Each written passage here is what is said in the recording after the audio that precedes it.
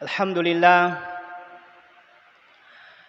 alhamdulillahilladzi syarrafal anam biwiladati khairil anam. Asyhadu an la ilaha illallah wahdahu la syarikalah, ajilun nuri waz zalam. Wa asyhadu anna Muhammadan abduhu wa rasuluh, misbahuz zalam wa rasulullahil malikil alam. Allahumma salli wa sallim ala khairil anam Sayyidina Muhammadin wa ala alihi wa ashabihi ulil kiram wa man tabi'ahum bi ihsanin ila yaumiz ziham. Amma ba'd, faya atba'ar rasul sallallahu alaihi wasallam, ittaqullah wa at'imut ta'am wa afshus salam wa qumu bil laili wan nasu niyam. Qala Allah subhanahu wa ta'ala fil Qur'anil Karim wa huwa asdaqul qailin. A'udzu billahi minasy syaithanir rajim. Bismillahirrahmanirrahim. Wa ma Muhammadun illa rasulun qad khalat min qablihi rusul. Afa immata aw qutilan qalabtum ala a'qabikum. Wa man yanqalib ala aqibaihi falan yadurrallaha syai'a wa sayajzillahu syakirin.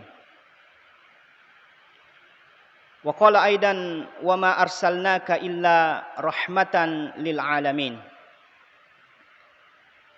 Wa qala an-nabiyul Mustafa sallallahu alaihi wasallam, al-muslimu man salimal muslimuna min lisanihi wa yadihi. Sadaqallahul azim wa sadaqa rasuluhun nabiyul karim wa nahnu ala dzalika minasy syahidin wasyakirin walhamdulillahi rabbil alamin. Jemaah-jemaah yang dimuliakan oleh Allah Subhanahu wa taala. 3 hari yang lalu kita memperingati Hari Pahlawan 10 November.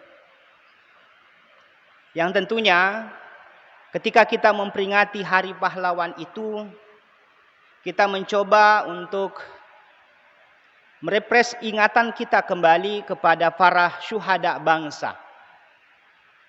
Kita mencoba untuk mengingat kembali bagaimana pengorbanan baik dalam bentuk materi maupun dalam bentuk jiwa dan raganya yang dikorbankan untuk bangsa kita.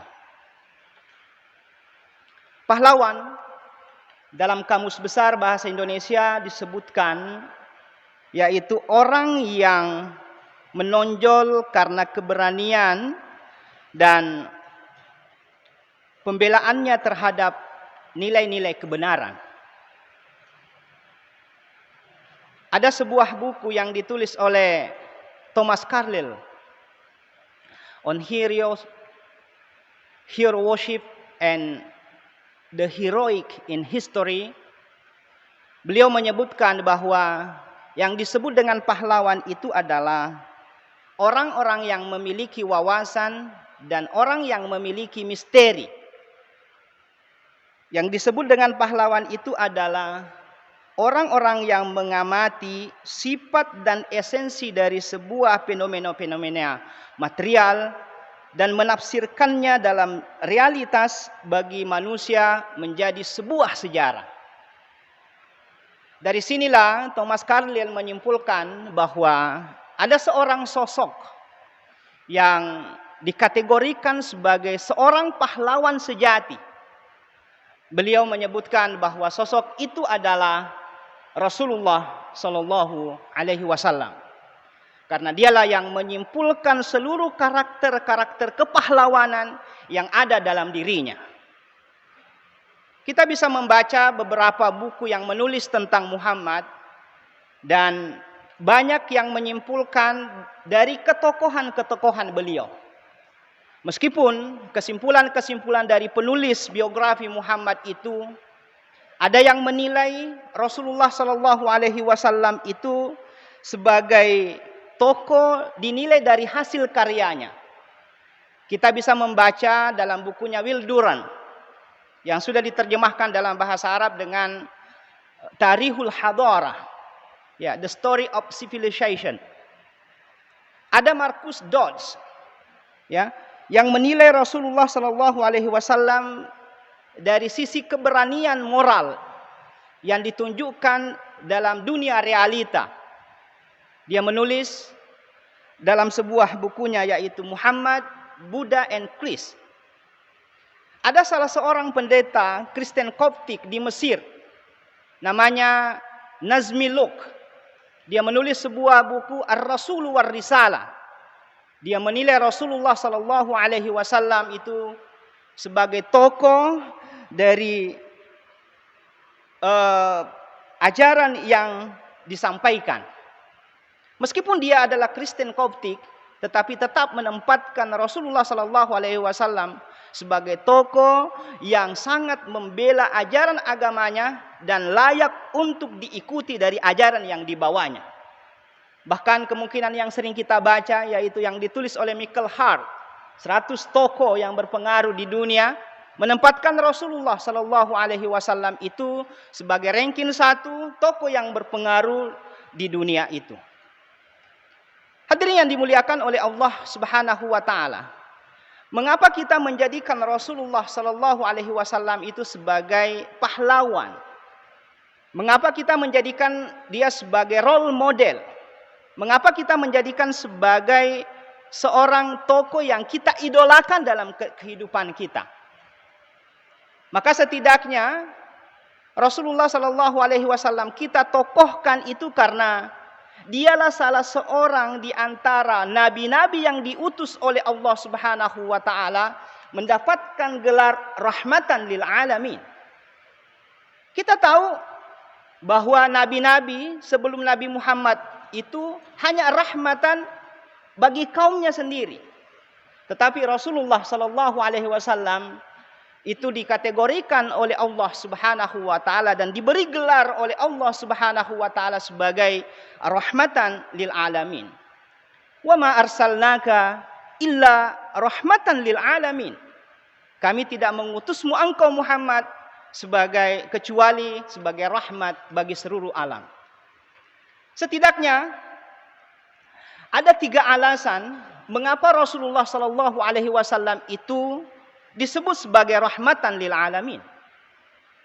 Yang pertama adalah Rasulullah Sallallahu Alaihi Wasallam itu dia rahmat. Dia sendiri adalah sebagai rahmat. Ya. Kenapa Rasulullah Sallallahu Alaihi Wasallam disebut sebagai rahmat? Karena Rasulullah Sallallahu Alaihi Wasallam itu inilah yang menyimpulkan seluruh karakter dari nabi-nabi sebelumnya. Kalau kita baca dalam sejarah, kita tahu misalnya Nabi Nuh. Nabi Nuh itu adalah orang yang paling gigih dalam berdakwah. Ya, kita tahu bahwa dia menyampaikan ajaran agama yang dibawa oleh Nabi Nuh itu dan hanya segelintir orang yaitu ikut terhadap ajarannya. Nah, apa yang diikuti oleh Rasulullah Sallallahu Alaihi Wasallam dari Nabi Nuh itu adalah dari kegigihan berdakwah itu. Bahkan Rasulullah Sallallahu Alaihi Wasallam diusir dari kampung halamannya, ya, diusir dari keluarga-keluarga dekatnya, tetapi dia tetap, yaitu mendakwakan ajaran yang dianggapnya sebagai ajaran yang bisa menyelamatkan umat manusia itu. Kita tahu misalnya Nabi Ibrahim. Nabi Ibrahim itu adalah di antara nabi yang paling pemurah di antara nabi yang diutus oleh Allah Subhanahu wa taala. Di mana letak kemurahan Nabi Ibrahim alaihi salam? Dia sendiri rela mengorbankan yaitu anaknya demi cintanya kepada agama. Ya, tidak ada di antara kita yang mau mengorbankan anaknya demi ajaran agama kita, tetapi Nabi Ibrahim alaihi salam dia itu mengorbankan bahkan anaknya sekalipun. Dan itulah yang dicontoh oleh Rasulullah Sallallahu Alaihi Wasallam dalam kehidupannya bahwa seluruh harta, seluruh apapun yang dimiliki oleh Rasulullah sallallahu alaihi wasallam didedikasikan untuk pengembangan dari ajaran Islam itu. Kita tahu misalnya ada Nabi Daud, ya, yang terkenal dengan rasa syukurnya. Dan itulah yang diwarisi oleh Rasulullah sallallahu alaihi wasallam ketika ditanya sama istrinya, "Wahai Rasulullah sallallahu alaihi wasallam, mengapa Anda masih bangun salat tahajud? Mengapa masih Anda melakukan salat-salat sunnah?" Satu jawaban dari Rasulullah sallallahu alaihi wasallam, "Afala akunu 'abdan syakura?" Tidakkah kamu melihat aku sebagai hamba yang bersyukur? Kita tahu misalnya ada Nabi Zakaria dan Nabi Yahya yang mencoba untuk menghindari glamor kehidupan duniawi demi beribadah kepada Allah Subhanahu wa taala, dan itulah yang dia warisi juga dari Nabi Zakaria oleh Rasulullah sallallahu alaihi wasallam. Dia sering mengasingkan diri sampai bertahanus di Goa Hira.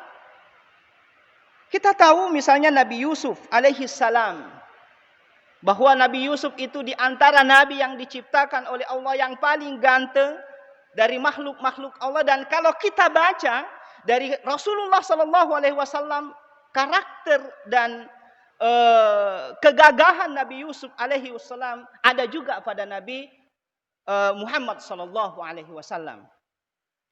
Kita tahu dari Nabi Musa alaihi salam dari sifat ketegasannya. Ya. Dan itu dia warisi oleh Rasulullah sallallahu alaihi wasallam, bahwa dalam kehidupannya dia tegas. Ya. Dia mencoba untuk mengungkapkan, ya, "Lau anna Fatimah binta Muhammadin sarakat laqata'tu yadaha." Ya. Ini karakter-karakter seperti inilah yang diwarisi oleh Rasulullah sallallahu alaihi wasallam kepada nabi sebelumnya. Ada Nabi Harun dan Nabi Isa alaihi salam yang terkenal dengan kelemah lembutannya. Dan kita tahu bahwa Rasulullah sallallahu alaihi wasallam, sifat kelemah lembutan yang ada pada dirinya itu kita temukan dalam diri Rasulullah sallallahu alaihi wasallam. Maka Rasulullah sallallahu alaihi wasallam itu dianggap sebagai rahmat karena dia memang dirinya itu adalah rahmat. Yang kedua, Rasulullah sallallahu alaihi wasallam itu disebut dia sebagai rahmah karena ajaran-ajaran yang dibawanya itu adalah ajaran kerahmatan, ajaran kasih sayang, ajaran cinta. Kalau kita baca biografi yang ditulis oleh beberapa orang, kita terdecak kagum dengan Rasulullah sallallahu alaihi wasallam dari ajaran-ajaran kasih, ajaran-ajaran cinta dan ajaran-ajaran kelemah lembutan yang dibawa oleh Rasulullah sallallahu alaihi wasallam. Jauh sebelum Amerika memproklamirkan yang disebut dengan bagaimana kita mencintai binatang, Rasulullah sallallahu alaihi wasallam sudah menyebutkan bahwa ittaqullah, ya, fi hazihil bahaim farkabuha salihatan wa kuluha salihah. Ya. Bertakwalah kepada Allah dan atas yaitu binatang-binatang ini. Farkabuha salihah, maka kendarailah dengan baik, wa kuluha salihah. Dan makanlah dengan baik-baik itu. Rasulullah sallallahu alaihi wasallam itu selalu mengatakan bahwa jangan sama sekali ketika Anda mau menyembelih binatang itu, jangan Anda mengasah parang Anda di dekat binatang. Ya. Bahkan Rasulullah sallallahu alaihi wasallam mengatakan, "Idza qataltum fa ahsinul qitlata." Jika kalian ingin membunuh binatang itu, maka bunuhlah dengan sebaik-baiknya. Wa idza zabahtum fa ahsinuz zibha. Ya, jika kalian ingin menyembelih binatang itu, maka sembelihlah binatang itu dengan sebaik-baiknya. Ini Rasulullah sallallahu alaihi wasallam bukan hanya kepada binatang itu, ya, tetapi seluruh alam, seluruh yang ada di muka bumi ini ada dikasihi oleh Rasulullah sallallahu alaihi wasallam. Bahkan bukan hanya kepada kita kaum muslimin, ya, Ada ajaran yang dibawa dari welas asih, kasih sayang dan apapun itu namanya. Rasulullah Shallallahu Alaihi Wasallam sudah mencontohkan dalam kehidupannya bagaimana caranya menghormati orang. Bahkan bukan hanya yang sesama muslim, non muslim pun itu dihormati dan dicintai oleh Rasulullah Shallallahu Alaihi Wasallam. Disebutkan dalam sebuah riwayat bahwa ada orang yang digotong, yang diusung pada saat itu lewat di depan jenazah, lewat di depan Rasulullah Shallallahu Alaihi Wasallam. Rasulullah Shallallahu Alaihi Wasallam berdiri memberikan penghormatan kepada orang itu.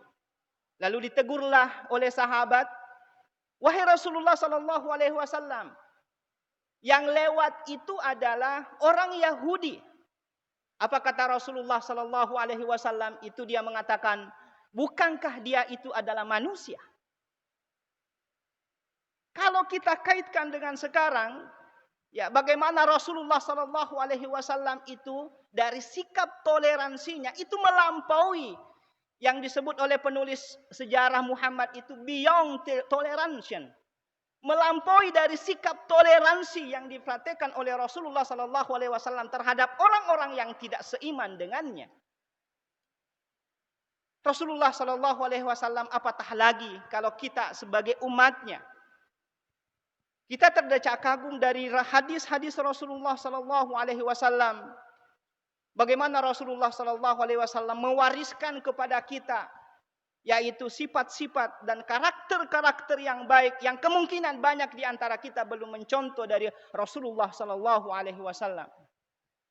Rasulullah Sallallahu Alaihi Wasallam mengajarkan kepada kita, al-muslimu man salimal muslimuna min lisanihi wa yadihi. Orang-orang muslim itu adalah orang yang bisa selamat dari lisan dan tangannya. Adakah kita dari muslim itu sudah mencontoh dari Rasulullah Sallallahu Alaihi Wasallam? Yang sering kita lakukan itu adalah memfitnah sesama kita. Yang sering kita lakukan sesama kita muslim itu adalah sering kita memukuli, bahkan sering kita melempari batu teman kita sendiri dan berteriak Allahu Akbar. Dan itu tidak pernah diajarkan oleh Rasulullah Sallallahu Alaihi Wasallam. Saya belum pernah membaca dalam sejarah bahwa Rasulullah Sallallahu Alaihi Wasallam melempar temannya sendiri dengan mengucapkan kalimat Allahu Akbar. Rasulullah Sallallahu Alaihi Wasallam mengajarkan kepada kita bagaimana yaitu perdamaian itu. Ya, dalam sebuah hadisnya, at'imut ta'am, berikanlah makan. Wa afsyus salam, tebarkanlah kedamaian. Wa qumu bil laili wan nasu niyam, dan bangunlah di waktu malam sementara orang pada tidur. Ini Rasulullah Sallallahu Alaihi Wasallam. Kalau kita baca Rasulullah Sallallahu Alaihi Wasallam dari sisi akhlaknya itu, ketika dia duduk bersama dengan kawan-kawan sejawatnya, dia tidak pernah sama sekali menjulurkan kaki-kakinya. Ketika dia menunjuk, Rasulullah Sallallahu Alaihi Wasallam dia tidak pernah menunjuk dengan jari telunjuknya, tetapi dia menunjuk dengan seluruh jari-jarinya. Karena kenapa? Ketika kita menunjuk itu sebenarnya satu yang tunjuk, tetapi yang kembali kepada kita itu banyak. Rasulullah Sallallahu Alaihi Wasallam ketika dia menunjuk dengan seluruh jari-jarinya. Rasulullah Sallallahu Alaihi Wasallam ketika dia menoleh dengan seluruh badannya. Ketika dia berpapasan dengan orang, Rasulullah Sallallahu Alaihi Wasallam dialah yang pertama kali menjulurkan tangannya untuk berjabat tangan dengan orang, dan dia lepaskan jabatan tangannya ketika orang itu melepaskan jabatan tangannya dari tangan mulia Rasulullah Sallallahu Alaihi Wasallam. Hadirin yang dimuliakan oleh Allah Subhanahu wa taala. Oleh karena itu, apakah kita sudah menginternalisasi dari karakter-karakter yang dibawa oleh Rasulullah Sallallahu Alaihi Wasallam? Jangan-jangan kita dalam kehidupan sosial kita, justru kitalah yang melecehkan dari Rasulullah Sallallahu Alaihi Wasallam, jauh dari pelecehan yang dilakukan oleh Emmanuel Macron. Justru kitalah yang kemungkinan dalam kehidupan sosial kita belum kita meneladani Rasulullah Sallallahu Alaihi Wasallam itu sebagai role model kita, sebagai orang-orang yang kita anggap sebagai qudwah hasanah, sebagai uswatun hasanah dalam kehidupan sosial kita. Maka kita sebagai umat muslim, khususnya saya secara pribadi, marilah kita mencoba meneladani dari karakter-karakter yang dimiliki oleh Rasulullah Sallallahu Alaihi Wasallam. Meskipun secuil dari karakter-karakter itu. Karena kalau kita membahas Rasulullah Sallallahu Alaihi Wasallam tidak cukup dengan khutbah-khutbah seperti ini, tetapi mencoba untuk kita baca secara mendalam, baca dengan baik berbagai macam buku yang ditulis oleh beberapa orang, baik kalangan dari non-muslim maupun orang-orang muslim itu sendiri. Dan kesimpulan dari banyak penulis-penulis itu, terutama yang ditulis oleh An-Nabarian di dalam bukunya The Life and Teachings of Muhammad, dia menulis sebuah kesimpulan bahwa mustahil bagi siapapun yang mempelajari kehidupan dan karakter Muhammad hanya mempunyai perasaan hormat terhadap beliau. Tetapi lebih dari itu, Rasulullah Sallallahu Alaihi Wasallam adalah seorang nabi terbesar dan dari sang pencipta itu. Bahkan dalam sebuah syair dikatakan, wa mablagul ilmi fihi annahu basyarun wa annahu khairu khalqillahi kullihim. Pengetahuan kita, batas pengetahuan kita terhadap Rasulullah Sallallahu Alaihi Wasallam itu hanyalah sebagai manusia biasa, dan beliau adalah sebaik-baik makhluk Tuhan seluruhnya. Allahumma salli wa sallim wa barik alaih. Barakallahu li wa lakum fil Qur'anil Karim. Wa nafa'ni wa iyyakum bima fihi minal ayati wad dzikril hakim. Wa taqabbala minni wa minkum tilawatahu innahu huwas samiul alim. Aqulu qawli hadza wa astaghfirullahal azim li wa lakum wa lisairil muslimina wal muslimat fastaghfiruhu innahu huwal ghafurur rahim.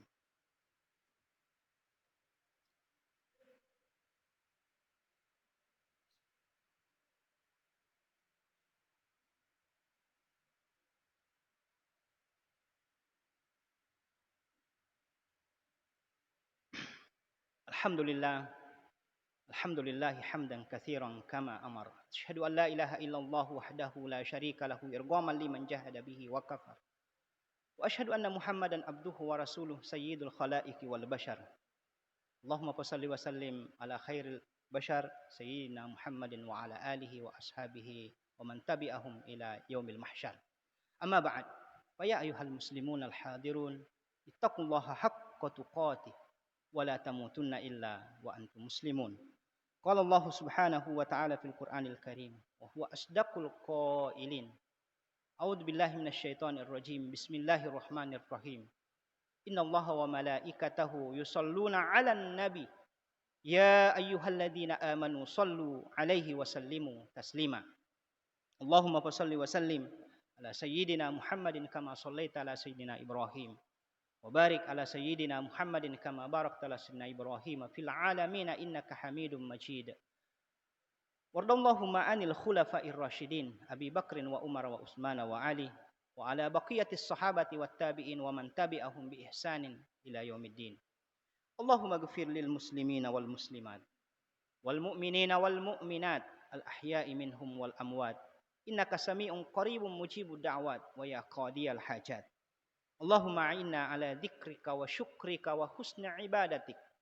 Allahumma inna nas'aluka ilman nafi'a wa amalan mutaqabbala wa rizqan halalan thayyiban mubaraka bi rahmatika ya arhamar rahimin.